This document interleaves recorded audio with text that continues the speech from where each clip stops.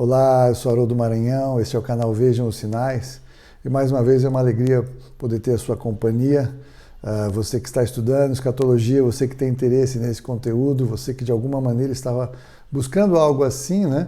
E caiu aqui neste conteúdo meu, ou talvez você já me acompanha há algum tempo e eu fico ainda mais feliz se você é alguém que me acompanha aí há mais tempo e sabe que eu tenho procurado apenas contribuir com aqueles que estudam, né? Eu não sou o dono da verdade, eu não tenho a última revelação da escatologia, eu não sou aquele que sabe todas as coisas, mas eu sou alguém que ama o assunto, alguém que entende o avançado da hora.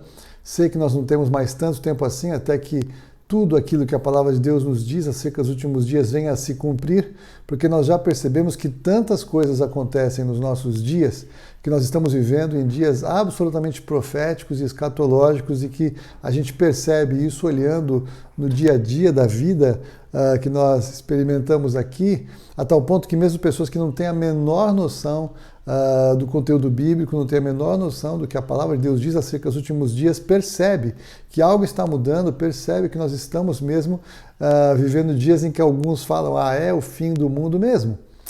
Então há uma percepção. O Senhor deixa claro que para todos esses eu percebo que há um movimento em curso e eu creio que Ele está chamando as pessoas a buscarem respostas e eu creio que nós que estudamos, nós que compartilhamos conteúdos, nós que publicamos coisas, ou mesmo nós que ouvimos ou olhamos o que um ou outro crê e compartilhamos o que eles creem, né, com as nossas mídias sociais, nós estamos abençoando estas pessoas para que ouçam, para que percebam. Mas a nossa pauta que vai fazer diferença na vida deles não é provar se estamos certos ou errados acerca dos últimos dias. A solução que nós temos para eles é Jesus Cristo e esse crucificado. A solução é a salvação pela graça por meio da fé em Jesus Cristo, que de um jeito ou de outro nos livrará de todas estas coisas que virão. E aí sim, depois disso, cheios do Espírito Santo, vão entender a palavra, vão entender o conteúdo e vão poder formar as suas próprias impressões acerca daquilo que virá. Eu creio que nós estamos andando em uma convergência de conhecimento daqueles que buscam efetivamente o Senhor, ou então de um distanciamento da verdade, buscando fábulas, buscando ensinos de demônios, sendo influenciados por eles, como Paulo nos diz que acontecerá nesses dias em que vivemos.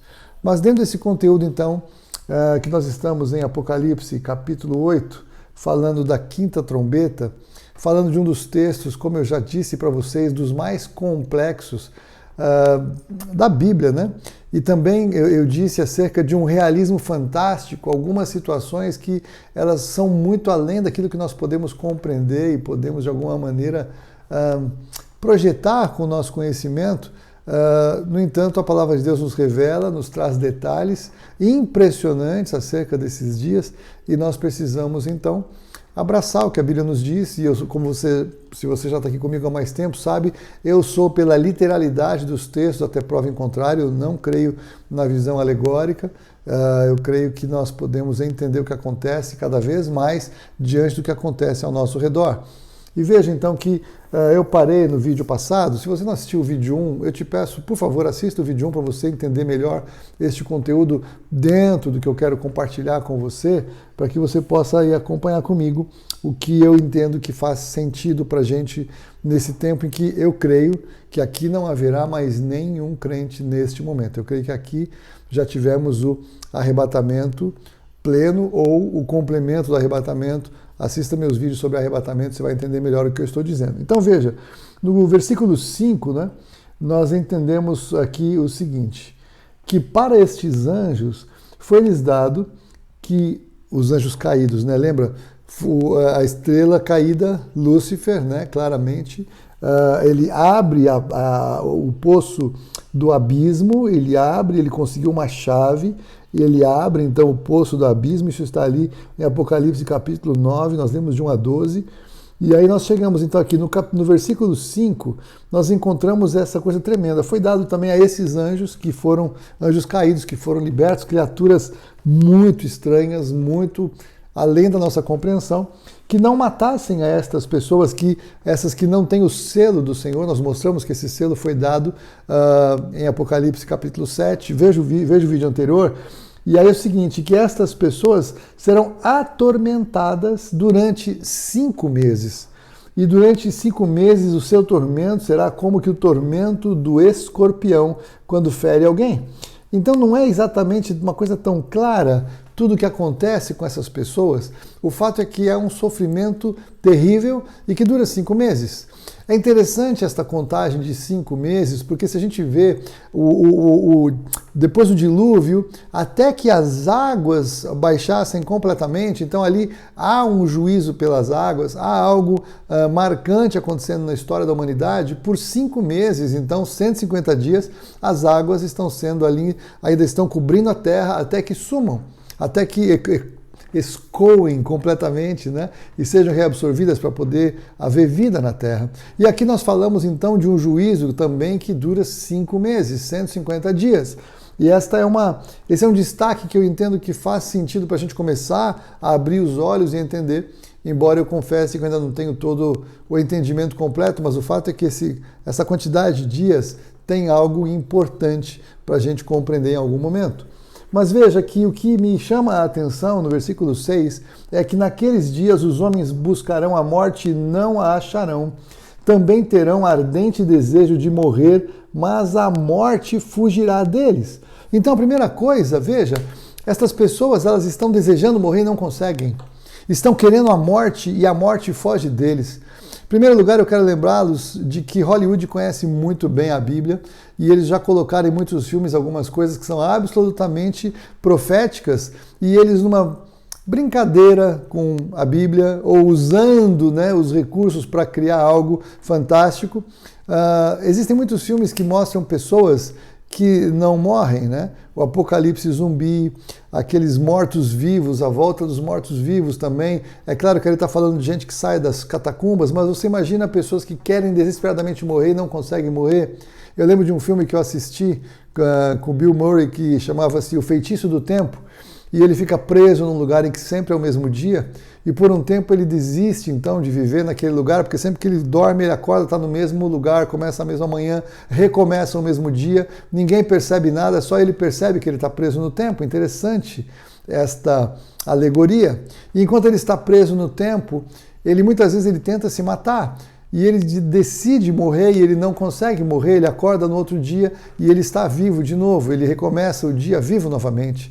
Mas ali de uma maneira mais suave, mas quando a gente pega aqueles filmes em que vem aquelas pessoas caindo aos pedaços já, porque já tomaram tiros, já caíram, já foram atropelados, já morreram ou tentaram morrer de várias maneiras, mas continuam vivos, e aquelas pessoas permanecem assim numa morte em vida, uma coisa estranha, não é? A gente assiste aquilo de uma certa forma, às vezes foi criado de uma maneira bem humorada, de outras vezes com mais terror. O fato é que aquelas pessoas não morrem.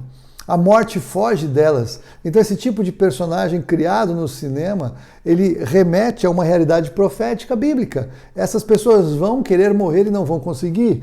E o que eu destaco para você é que muitos pensam que a morte é uma fatalidade, a morte é uma experiência, a morte é um acidente, não é? Não, a morte é uma entidade. E a morte é um ser espiritual real. A palavra de Deus nos diz em 1 Coríntios 15, 25 a 26, quando Paulo está falando justamente acerca da transformação, do arrebatamento, que ele descreve ali, os mortos em Cristo ressuscitarão primeiro. Mas aí ele está falando depois que convém que Jesus reine, na sequência dos textos, depois que Jesus estabelece a sua vitória, convém que ele reine até que tenha posto todos os inimigos debaixo dos seus pés. E o último inimigo a ser destruído é a morte. Então veja que a morte aparece como um ser, um inimigo a ser vencido, um inimigo que foi vencido pelo Senhor Jesus na cruz do Calvário, mas que definitivamente será julgado nos últimos dias. E veja que a morte é um ser que é pouco falado, mas será lançado no lago de fogo e enxofre depois do próprio Satanás. Que coisa impressionante! Veja comigo esse texto depois no livro de Apocalipse, capítulo 20, versículo 10. E aí fala então que o diabo, o sedutor deles, foi lançado para dentro do lago de fogo e enxofre, onde já se encontra não só a besta, mas também o falso profeta, e serão atormentados dia e noite pelos séculos dos séculos. Apocalipse 20, 10. Satanás, o falso profeta, o anticristo já estão condenados, mas aí então no 20, 14, então a morte. e o inferno foram lançados para dentro do lago de fogo. Veja que o último inimigo a ser destruído é a morte, efetivamente é o último.